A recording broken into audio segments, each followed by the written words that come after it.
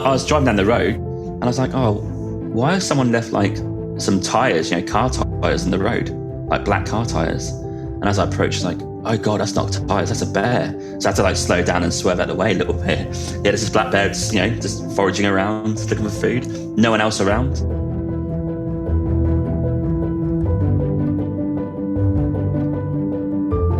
Welcome to a new episode of Most Memorable Journeys.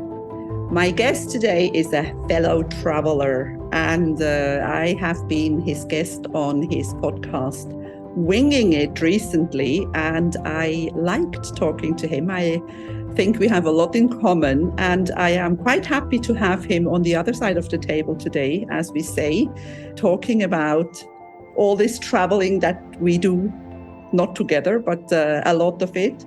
So, James Hammond, welcome to Most Memorable Journeys, and thank you for getting up so early for me in Vancouver. Hello, Elizabeth. Thanks for having me on, and it's an absolute pleasure. One of the first things that I want to ask you, because we were talking about it before we started recording, Winging It. Why is the podcast called Winging It? Because when I was at home, UK, this is where I'm from, my mum just said to me one day, she said, are you ever going to sort of sort yourself out? And I said, oh, what do you mean? She goes, well, ever since you became an adult, well, maybe since university, so 21, 22, you've just been winging it through life. And I'm like, yeah, you're right. And it's not going to stop anytime soon. So that's exactly where the podcast name come from, is for my mum, because I think she's used to it now, but I just keep, flicking around different countries, different travels, living in different places, and kind of not really having a set plan. Does she approve of it now that you have this gorgeous podcast and, you turned out well? Yeah, turned out okay, yeah. There's a few moments in the past, but I think I've done okay. I think she's used to it. Yeah. I don't think she listens to the podcast, but I think she's just used to me not being there so much now. When you say, apart from a few moments, I think that our life, you're younger than I am, but I am so glad that we had no social media, because the things I did in my 20s, oh my God, I am so glad that nobody knows anything about it. And I sometimes feel sorry for all these young people, because they don't really have any, dark zone anymore, because everybody knows everything, and that's not really necessary. So tell me, James, when did you start traveling? When were you on a plane for the first time? A plane for the first time would have been just before university, in school, like the college era between 16 and 18, right? I don't know what you called it, where in Switzerland or Cyprus, but in UK it's called sixth form. So you do your studies to get into university. And that would have been on a school trip to Berlin. Oh. Because previously, because my family was very working class and not too much money, never got the opportunity to ever travel. Even within the UK, it was just kind of staying in my hometown, right? So the first opportunity came out of school. We went on a history trip to Germany, in Berlin. So that's the first time on the plane. But the first time I normally say properly would have been 2010, end of the year, Christmas and New Year's in Australia. That was the first proper flight. So that was a real trip. That's a long trip to go to Australia, New Zealand. Yeah. How long did you stay? What did you see? We went to watch the cricket. Yeah. So just 2 and a bit weeks. Sightseeing, or was it mostly? Yeah, we did. Yeah, in between, because cricket lasts 5 days, right? So every day you go to the game. If there is, my son used to play rugby. I didn't know anything about rugby. I got to learn a little bit, but cricket, I have absolutely no idea. If I watch it, it means nothing to me. Okay. Well, the games can last 5 days, so it's quite a journey. So yeah, we arrived in Perth, and then we stayed with my friend's family. And before and after, a bit of sightseeing around the local area. We had them driving us to some locations, saw the Pinnacles, which is just north of Perth, and checked out Perth City. And then we had Christmas Day there. Then we flew, I think it was on Christmas Day, to Melbourne, and then had the big thing in Melbourne is the Boxing Day cricket match. Happens every year. 90,000 people go and watch cricket, whoever Australia play. So that was that trip, and we went there. England won against Australia, and it's really good. And a lot of drinking, a lot of partying, bit of sightseeing. Do you play cricket or do you just like to watch? I don't play cricket, no. I watch cricket. I think modern generation is going to struggle because of a very long game. You know, nowadays people are so short attention span. I don't think they're going to get into it as much because it requires a lot of attention, a lot of concentration, patience. I don't think it's going to last that long. Yeah, this is an interesting thing that you're saying here about the attention span. I mean, you can see it when the videos that we, like some of the stuff that you do as well, that I do. If those videos last more than 3-4 minutes, people don't watch through. Yeah, exactly. Yeah. Unless you tell Scary. them, unless you tell them something so earth-shattering that they have to stay, or you keep them. Yeah. You keep them, but otherwise, it's interesting. And if you say 5 days, I love watching tennis, and even a tennis match can be very long. Sometimes when it goes into 5 sets and then into a tie break, but 5 days is long. That you must love it then. So what after that? So did that trip to Australia kind of open something up? What did it do to you? Yeah, it was a watershed moment. It changed me. The first thing I remember when I landed in Australia was like, wow, what is this place? Like, it's hot. It's like new. It's like, it's new world a little bit, right? If you talk about colonizations, it's new, it's hot, it's clean, and it's really chilled. And I fell in love straight away. And I was like, right, I need to come back. But the problem at that point is I was halfway through my degree. So I was like, right, well, okay. I put a plan together. It's like, right, 2 years left. Every moment possible, I'll work and try and save some money. And I will go on my big trip in January 2013. That was the plan. So when I arrived back in January 2011, I had 2 years to get prepared for my big long trip. It was 2 years at that point, in January 2013. So that kind of changed my mindset. Because my mindset to that point was music. I was studying music, and it was all about trying to be a musician. But that switched over 2 weeks. Amazing. And then I went straight to the January 13, and I went for 2 years, which was like Asia, Australia again, and South America. Everywhere, Ali. I mean, you just did. How about Africa? Have you been on the African continent? No, it's the only continent I've not been on. No. I think for the 2 year trip that I had in 2013 was planned with my friend from university for the first 6 months. So in Southeast Asia, Fiji, New Zealand, Australia. But I stayed in Australia to work because you can get a work visa. And then after that, year later was Football World Cup in Brazil. So I planned my trip around South America, Caribbean, New York, and home. That's a long trip. That's a lot of traveling. That's being away. What was the most impressive, or what was the best moment, and what was the worst moment of this trip? The best moment would have been, oh crikey, there's so many good moments in that trip. I thought Machu Picchu was a top moment. That would have been in 2014 July, and we worked so hard to get there. Like, it's a bit of a trek, like 4 days. Yeah. I thought, oh wow, this is the pinnacle of the trip, of the whole trip. This is awesome. Like, the scale of it, a really good group. Loved the trek, loved the people that I was walking with. And I wouldn't say it went downhill from there, but that was a high point. And maybe a low point was, I didn't really have any low points. Maybe low point was actually coming back.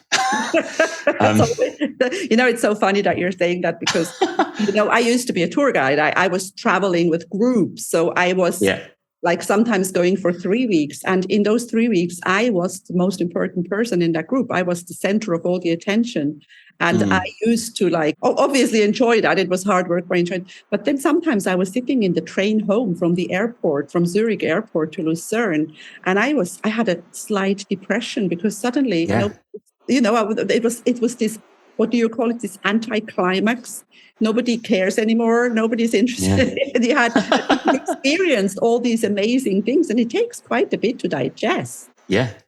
And you have this notion in your mind that's going to be a bit more of a fanfare when you arrive home, right? People are going to want to catch up with you. And it happens for 2 or 3 weeks, and then people just almost forget, and you're like, oh God, what am I doing now? Yeah. If you want a low moment during the trip, because that's an obvious one. During the trip, there's a moment in Australia where I realized I was running out of money, but I needed money to go to South America. And I was like, oh my God, my work is not, I've done vineyards, so there wasn't enough work. And luckily, through through a friend. I managed to get 6 weeks work in the Australian mines, which is working in the kitchen. So fly in, fly out work, really well paid, but 12-hour days, real tough. And I had no choice but to do it. And it saved me to go on a trip because I managed to get enough money to go. But the moment between realizing that I've not got enough money to that point of starting work was quite a low point. Like to do what you wanted to do, what you had been planning to do. You mentioned Machu Picchu before, and I read somewhere, I don't know if you have, but I read recently somewhere, I don't remember where, that Machu Picchu has been closed. I mean, they are not issuing any more permits to go. So I was thinking, imagine if you have planned a trip, if you say, you know, I have a flight to Peru in November, and you have planned all this, and you actually then find out that you cannot. It's horrible, isn't it? Yeah, it's grim. There's two groups that go, right? There's the trekkers. So you start your 4-day trek from Cusco-ish. Yeah. And you get to go in Machu Picchu from a different angle, right? You get to go through the gate and you get there at 6 a.m. So before you have a lot. And the other people are the day trippers from Aguas Calientes. This is the problem. Day trippers are, you know, it's easy going to day trip, isn't it? That's the problem where they've got to sort it out. Because I think that the hikers aren't that much because they issue permits. So that's like controllable, but it's day trippers, they're the ones causing. Obviously, I was there with people. I didn't hike. I've been to Machu Picchu, but not hiking. So I was part of the problem group then. Yeah, because they can't control it. Because who can control who arrives at a town and you get the bus up and it's all good, right? Yeah. Let's talk a little bit about the feeling of traveling and what does it do to us? What does traveling, what did it do to you? Do you feel that it's damaged you for life, not in a good way? Yeah, it has damaged me in a good way. Like I told someone else on a podcast the other day that, you know, that when you leave, well, I left my mum and my sister at the bus station. This is January 2013, right? And they knew I was gone for almost 2 years.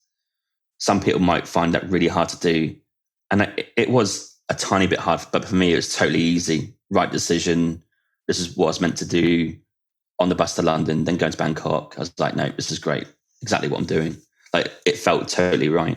And since then, I just kind of love going to new places. I can't describe it in any way. I love seeing a new place. And that could be as granular as like a little village to like a big country, right? So it's addictive. Stop. Yeah, you see, and I'm quite a bit older than you, and I still have that. And that's how I started this podcast in 2020 when I was actually, no, 21. In 2020, I suffered silently because when COVID started, I was just paralyzed. We were all, where were you? Where were you when COVID started? Here in Vancouver. In Vancouver. So you were locked up in Vancouver. What was Vancouver like during COVID? Wasn't that bad in terms of being knocked down because there's lots of nature around, right? Yeah. So if you jumped in a car to go on a walk, plenty of options. So I never felt we were contained. But the tough part was the winter because it rains constantly. So unless you want to go out in the rain, like it's pretty tough. You have no options because you can't go anywhere indoors because it's the rules, right? So you do have to stay where you are. But in the summer, it was okay. Yeah, because I mean, here on the island of Cyprus, COVID, going through COVID, I have a big garden and the sea is 5 minutes away. So I really can't complain. We had a time when we actually had to send a text message to the government when we left the house. We were only allowed to leave once a day. It was very strict here. And we had to say what we were doing. Of course, most people were lying, I used to combine various things. Like if you say you're going shopping, I obviously went for a walk before and did some. It said for a reasonable amount of time. What's a reasonable amount of time? If you drive an hour to go shopping, then exactly. But there were places. Imagine if you were locked up in an apartment in Manhattan, with 2 children who had to be homeschooled and 2 adults who had to work from it. It was that mental. Yeah, we are in an apartment, so we did have the apartment feel. But yeah, it was not too bad compared to other people. Yeah. And that's when I realized that, I felt like I was missing a limb. I feel like not being able to go to the airport, not being able to leave. And then I thought maybe I should start writing about my traveling. And then I thought, no, talking about it is also very therapeutic generally, to talk about it and to listen to other people who have the same feelings about traveling. I think travelers have a lot in common. It's a soul thing. Very much a soul thing. And it's all leading to a point, especially for us, where in the future we will travel again, right? How can we not? Because we've not done it properly for years now. Luckily, some people managed to get out pretty quick. But even the year afterwards, right, when lockdown finished, it was still tough to travel because of the permits and the PCR tests. We did travel a few times in that period, and it was just a bit like, oh, crikey. But now it seems to be okay. Yeah. Yeah, my husband and I went to a conference in Spain, and we had to stop over in Athens. And you actually travel with a file. You have a paper to leave the country, then you have a paper to enter Athens, then you have a paper to leave Athens. It's crazy. It was crazy. I mean, Different it was world. a nice feeling this year for the first time to actually just go on a plane again without, like a normal person. Yeah. Yeah, it's really nice. Yeah. So out of all this traveling, I always say that I feel that we're all the same. Do you feel we're all the same? Does traveling help us understand the world more? I think I put it into 4 groups, actually, personally. I said to Emily the other day, my girlfriend, I think there's 4 groups. I think there's, at one scale, people who don't like going on holiday or traveling, not interested. They're over there. Then you've got the next group who maybe love their job or never quit their job. So they do travel or holiday in a lot of time, for like 3 to 4 weeks a year, depending how much vacation time you get. There's that group. Maybe they go someplace different, but mostly just only 3 or 4 weeks a year. Then you've got the next group where I put myself, where we would travel as much as we can, but don't have the means in terms of money. So we have to work, live somewhere, save, travel. That's the group I'm in. And we would do it as much as we can. And then you've got the other group, which is extreme travelers, who just go to really weird places and they do it all the time. Somehow they do it all the time. They're country counting. They're the extreme. I think they're the 4 groups in my mind, in my opinion. Yeah, I'm in the 3rd group, where I will always try to work, but the ultimate goal, battle of how much money have I got? How much longer do I have to work? Where can I go? So basically what you do is just you travel. You work to travel. Yeah, exactly that. As soon as there is enough, you go again. Yeah, there's nothing. I don't own anything. I have no car, no house, no. The most expensive thing I have is my guitar, which is at home at my mum's place. So I don't really have anything apart from the but stuff I need on the road. I'm actually recording an episode with somebody this week, another traveler, another one of our fellow world travelers, and his slogan is, "I'd rather have a passport full of stamps than a house full of stuff." Yeah, absolutely. Yeah, and experiences to remember, right? Yes, because we're here for such a short time, and we never know. You just never know, and if you actually start saving for a sofa, I mean, nobody's going to care at the end whether you had a nice sofa, but you do sit when you sit. Because I always, because of my coaching and my other stuff that I do. The books that I read, there is this book that, the things that people regret on their deathbed, and nobody regrets what they did. Most people regret what they didn't do. Yeah. And I don't know if you find this. I get slightly annoyed sometimes when I talk about my trip. Let's say I'm going to go somewhere next year for a period of time, let's say 6 months. And then someone says, "Oh, I'd love to do that." I'm like, there's 2 things you can do that. But it's also, what are your priorities? If your priority is to have a house and to own a house, then it's going to be very difficult to own a house and pay for a house and pay to go away for 6 months to a year, because you need to have a serious amount of money for that. And it's a sacrifice to leave the house, right? You need to rent it out and then make sure that tenants are okay. So people need to prioritize what they want.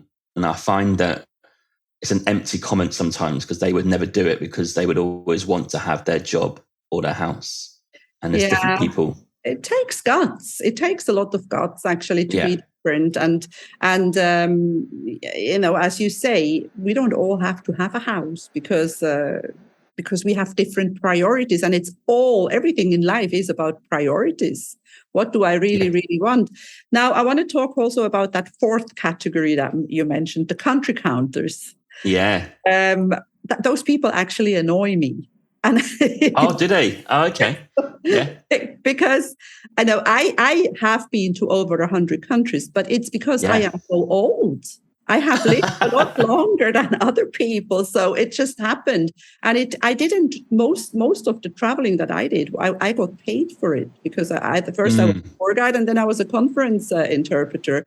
Of course, I traveled also because I love to travel. But I don't believe that you can count the country that you have visited for one day. Yeah, I know. But these guys are extreme travelers, right? They will plan a trip, let's say to Bouvet Island, which is in way down south. I think it's South Atlantic, I think. And it takes 5 days to get there by boat. And they'll do this, pay a lot of money just to step on the island to say they've been there. That's the level that they're at. And these guys are all older, to be fair. Apparently, the top guys, the ones at the top, who've been to every country and are now going to every region, they're mostly men, they're mostly white males. And I've done a podcast interview on this, and it's coming out in September. But yeah, they will go to extremes and pay extreme money just to say they've been somewhere. And it's a sort of a competition. But there's a few in that group who also love home. It's an interesting dynamic in that group. I'm starting to read more about it, and I was a bit like you. I was a bit annoyed at them, but I'm maybe starting to be a bit more, I don't know what the word is. I'm starting to like them a bit more. I'm trying to understand what their feelings is. Yeah. But in that group, there's no one young, because to get to every country in the world and over 100 countries like yourself, it's going to take a while. Yeah, unless you're rich. Yeah, sure, but yeah, that's true. Of course, I had the luck to do we used to have a trip called the South Sea World Tour. We went around the world in 21 days, and I got paid for that. But to be honest, I used to feel sorry for the people that traveled with me, because they were tired. There were so many different times, 21 days. Traveling around the world. They didn't know what currency to use anymore. They were falling asleep in the bus as soon as it drove off. What they paid a lot of money for excursions, and they were not so young anymore, because usually those trips were very expensive. So you had people who had. So no, I wouldn't recommend that at all. I think I really believe that. You see, the thing about traveling is also, in my opinion, I don't know if you share my opinion, but it's about learning about a culture and about and about people. Slow travel, right? You want to stay somewhere and see it properly, right? You don't want to dip in for a week to USA, because it's huge, right? You could spend a week in one city, really. So yeah, the idea for me going in the future is to do more long travel, where hopefully I can just not be as quick, chill out a little bit, and see the culture and see more of that culture. Yes, and talk to locals and understand, what life is in this country. And you mentioned the US. The US, people often make fun of the Americans and say, they don't even have a passport. But to be honest, they have such a beautiful country. They can travel all their lives without leaving the country. Oh yeah. They could tell you that they've learned skiing and surfing and horse ranching, and learn to be a barista in a big city all around the country, because it is that diverse. Yeah, and I don't blame him. I really don't. I do have a few people who come on the podcast to talk about that. There's a podcast actually and a blog. No, it's a blog actually. It's not a podcast. It's a blog called Road Unraveled by a couple of American couple. And they come to podcasts to tell me that their point of their blog is to get Americans to use their vacation time. Because in the US, it's a culture not to take vacation because they feel bad, or there's pressure from management that they shouldn't take it, you should be at work. And even when they do take it, they just stay in the US, and they want people to maybe branch out a little bit further afield and see a different culture. So they're trying to encourage employers and employees to use all their vacation time. It's quite interesting dynamic. Yeah, Road Unraveled. I wrote it down because that sounds interesting. Yeah. How about Canada? What is your experience with the Canadians? I love the Canadians. I have always felt that they're easy to live with. Do you have the same feeling, same experience? Oh yeah, very, very chilled. I also think they probably get more chilled going east, I'd imagine. But yeah, in Vancouver, when I go home, I notice a difference. So I go home to UK, I'm like, oh my God, it's a bit edgy. It's a bit not as nice, a bit faster paced. When I come back to Canada, it's like, oh, it's a bit more, it's bigger, it's a bit more spaced out, it's a bit more chilled. They're nicer. Yeah, it is a real nice feel here. And I do like it. We've been here 4 years, so approaching 4 years. So we have liked it here. I do like Vancouver a lot. There's some downsides, but yeah, I've really enjoyed my time here, especially people I work with. They're really nice. Have you traveled within Canada? Been to the Rockies a few times. Yeah. Real close. But that's as far east as we've been. Been to Vancouver Island. So we've been to like that whole western Canada, if you like. Yeah. And then I've been to Toronto and Ontario 8 years ago, 2014. Okay. So I've been there before, but in this portion, no, we haven't because of COVID and just trips got cancelled and we just haven't done it yet. The last time I drove with the kids from Calgary to Vancouver through the parks, which is nice. Very, very stunning. Beautiful. So beautiful. We had such a wonderful time. My only complaint is it was in September and I didn't see a bear. I think telling me that they're already on their way to hibernate, so they were not on my path. I saw 2 bears last time actually on the road. Unbelievable. First time ever. Yeah. I was driving down the road and I was like, oh, why has someone left like some tires, car tires on the road, like black car tires? And as I approached, I was like, oh God, that's not tires, that's a bear. So I had to like slow down and swerve out the way a little bit. Yeah, there's this black bear just foraging around, looking for food. No one else around. Obviously, I didn't stop. I carried on, but a lot of people do stop to get out and take photos, which you shouldn't do. No. But yeah, no, don't do that. Which the second time, which is what happened, cars parked on the side of the road, taking photos of a bear. I'm like, you guys are nuts. If that bear just turns on you, you've had it. I think it depends a little bit on the time of the year. Like now in autumn, they're well fed. They're not so aggressive anymore. But when they just come out of hibernation, you should definitely not go bear. No. This was June, so I'd say that's still a bit risky. Yes, I would think so. So, James, tell me, if you had an unlimited amount of money available to travel, what would you do? I'd just keep on going. I'd be one of the extreme travelers. No, I think I would. You would be a counter. Yeah, I would slow travel to as many places as I could. I always said that to my partner. I was like, why don't people with loads of money, why don't they travel? And I would stick to the principles of my own travel, like try and be in budget-friendly places in terms of like maybe hostels, or I wouldn't go high-end. I'd stick to low-end because I want to meet some people, right? I don't want to stay in 5-star hotels, not interested. So it'll be low-end travel, budget travel, get the bus and just see as many countries as possible. And also don't be afraid to go home to take a break. Yeah. Because I think even for our trip in the future, which will be a long travel trip, there's going to be points where we're going to stop and stay somewhere for a period of time, right? So I want to learn Spanish. I want to learn how to make coffee. I want to learn how to be a photographer. So these are like things I need to like learn courses in one place. And yeah, that's fine. That's absolutely fine. Like stay there, do that, then move on. Not always next day, next day, next day. I think that's key. So you wouldn't really change. You wouldn't really change that much. So what will you do now? Now, in reality, before the question was, what would you do? What is in what's happening in your future, in the near future, or in the future? What are you? I think we will plan to travel again, and it'll be long term. I'm hoping. I don't know, 18 months, 2 years of a trip. I think we've saved enough money to stretch it out. When we'll go is a big question, but it will happen. It'll probably be next year at some point. I don't know when. And we will leave Vancouver for a bit. But we do have permanent residency here in Canada, so we can come back, which is a 5-year residency card. So I think we will just pop back to Europe. And then I think we want to see Europe, Middle East, where you are is a great sort of interconnectivity there. We can hop over to Cyprus, come and see you for lunch in your garden, and then you're welcome. Yeah, and then hop off towards East Asia, then probably come back here and do a road trip across Canada because we haven't seen Canada as far as the Rockies, but no further. So that would be the plan, to go and see that and US in our camper van, because we've got a camper van here, so we'd leave it here.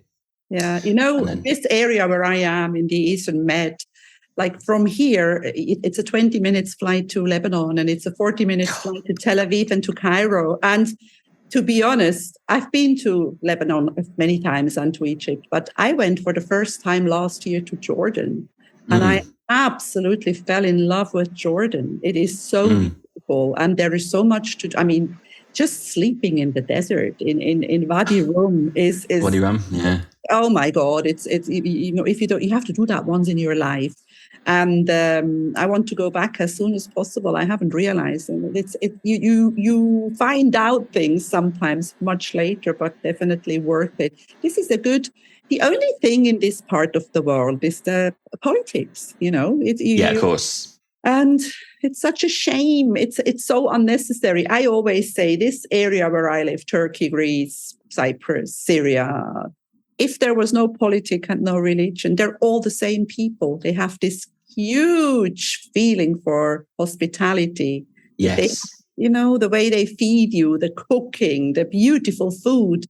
And it's a shame. What do you think the world would be if there were no wars? What would it be like? I sort of delve a little bit into this. I don't go too much into politics. The unfortunate thing with politics is people watch the news, right? Unfortunately, which means that as soon as you say Middle East, a lot of people go, "Oh, wars, killing." I'm like, but when I first Middle East, I'm like, hospitality. I think it's known for people welcoming you in. Mm-hmm. So unfortunately, there's a few minorities in a lot of these countries that grabs the headlines for the people, but the people itself are absolutely normal. They want to see you. Someone quoted me about their trip in Iran, and they're American, and they said, Iran. Yeah. And the Iranian taxi driver to this person I was speaking to said that, "Oh, we love Americans." Now, if you're American, listen to this, you'd be shocked to hear that probably. But they do. They want to just meet normal people who come to their country to see their country. And unfortunately, it's just a few at the top of the politics chain that ruins it for a lot of people. But I have faith because it's a very small minority at the top and the majority are the people. So if you can just get into the real people locally in any of these countries, you'll be fine, I think. Yeah, it's such a shame because, my daughter traveled through Iran for 6 weeks. They actually traveled from Armenia by bus into Iran and then all the way down to the Persian Gulf. They just had a fantastic time. She did a cooking class as well because she has a degree in hospitality management and she likes all that stuff. And it's just beautiful. And I want to go. It's not far from me. But you see, it's exactly what you said. Just the word Middle East triggers people. And it does. That's all. That all boils down to the news and all the fake news very often that is spread. Yeah, and I hate that as well. And I'm trying to, on my podcast, trying to get as much stories from Middle East as possible because I want people to change their viewpoint. And there's one caveat for me trying to Iran, for example, is British, Canadians, USA, I think Irish now, have to do a tour. So we can't arrive on arrival and get a visa and go. We have to organise a tour. That's just because of politics, right? Like it's the same for Iranians going to UK, they have to do a tour properly. So it's all reciprocal and it's all politics that no one cares about, but it's a rule, right? So unfortunately, I can't do what your daughter did because I think we'd have to organise a set tour. Yeah. Which is unfortunate because I really envy like someone like your daughter who can just turn up 6 weeks across. It was amazing. I mean, I have to tell you though, even though I was a very adventurous young person, when the night that my daughter actually traveled from Armenia to Iran on a bus, I thought, oh my God, I didn't sleep very well that night. But you see, then I also believe we have to have a little faith. I have faith in people because I believe that the world people are good. You know, we always talk about the bad people. The news are about the bad people, but most people are good. And when you ask someone on your podcast, like, why do you love a certain country? A lot of them will probably say, I love the people. And that's, how many times do you hear that? So it can't be a coincidence. It must be a generic thing. An example that some guy I met who's hitchhiking in Africa, And he said out of all the countries he's traveled to, like the Sudanese are the nicest people that he's met. Now, if you say Sudan to the local population, they probably think all war or trouble.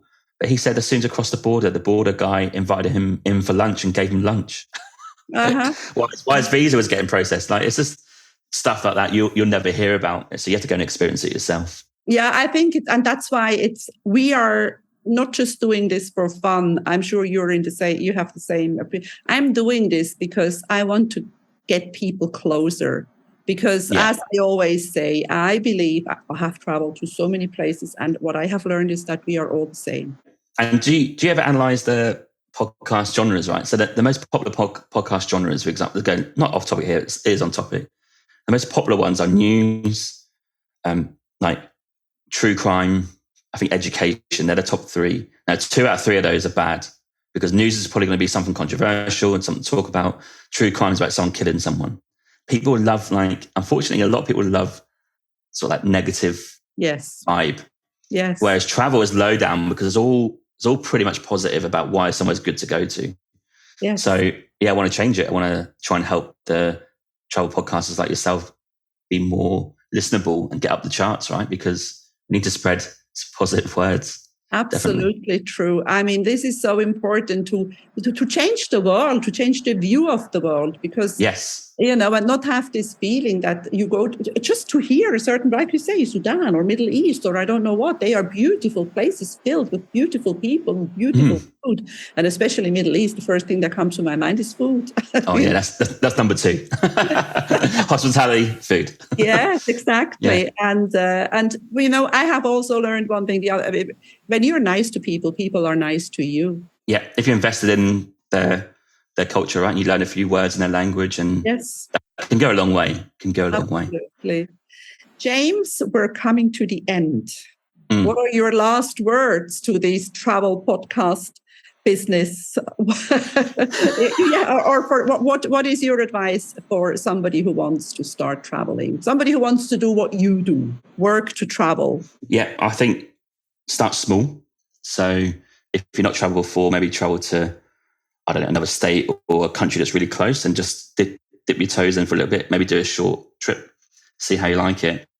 And in terms of working to travel, just put a plan in place if you can, because it's hard to imagine going now if you can't do it, right? So I don't know, certain amount of money per month. Okay, I'm going to go in a year's time for a month. I'm going to put this amount of money away per month, stick to your plan. And then also when you plan your trip, try and leave a bit of spontaneity in there. Don't plan too much, but make sure if you can possibly get out a little bit of your comfort zone and get a bit of culture shock in you, because it will help you long term and understand that in the future you shouldn't get that much culture shock anymore, and it will help you in certain situations and go to certain cultures. So Middle East for me is new, so that'll be a new thing for me next year. But I'm so determined to go there that it's not going to happen. It's definitely going to happen. So I'm looking forward to it. And for me, it's just planning and just kind of get out there a little bit. Don't be stuck in your job. Materialistic things don't matter to an extent, and get those experiences in your belt, because I guess by the time you reach really old age, I don't think you'd be sitting there admiring your house. I think you'd be sitting there looking back at the times that you had traveling or meeting people. So that's my wordage. True. So true.